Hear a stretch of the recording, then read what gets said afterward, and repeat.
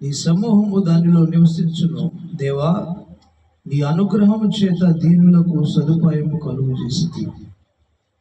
ప్రభు మాట సెలవిచ్చుచున్నాడు, దానిని ప్రకటించు స్త్రీలు గొప్ప సైన్యముగా ఉన్నారు.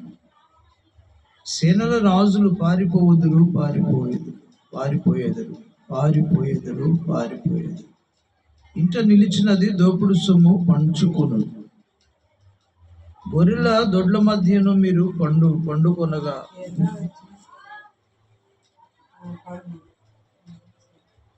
గువ్వల రెక్కల వెండితో కప్పబడినట్టున్నది.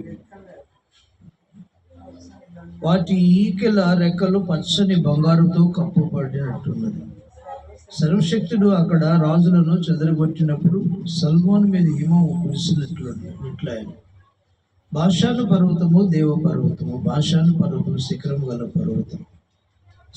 శిఖరము గల పర్వతములారా, దేవుడు నివాసముగా కోరుకున్న కొండను మీరేలా ఓరచూపులు చూచుచున్నారు? యెహోవా నిత్యం అందులోనే నివసించు. దేవుని రథములు సహస్రములు, ప్రభు వాటిలో నున్నాడు. సినాయి పరిశుద్ధమైనట్టు ఆ కొండ పరిశుద్ధమైన. నీవు ఆరోహణమైతే పట్టబడిన వారిని చెరబట్టుకొని పోతే, మనుషుల చేత నీవు కానుకలు తీసుకొని ఉన్నావు. యెహోవాను దేవుడు అక్కడ నివసించినట్లు విశ్వాసఘాతకుల చేత సైతం నీవు కానుకలు తీసుకొని ఉన్నావు. ప్రభు స్తుతినందును గాక. అనుదినం ఆయన మా భారం భరించుచున్నాడు. దేవుడే మాకు రక్షణకర్త అయి ఉన్నాడు. దేవుడు మా పక్షంన పూర్ణ రక్షణ కలుగు చేయ దేవుడు అయి ఉన్నాడు. మరణము తప్పించుట యెహోవా వశ్యము, మరణము తప్పించుట ప్రభు అయిన యెహోవా వశ్యము. దేవుడు నిత్యము తన శత్రువుల తలలో పగలగొట్టును. మానక దోషములు చేయవారి వెంట్రుకలను నడినెత్తిన ఆయన పగలగొట్టును.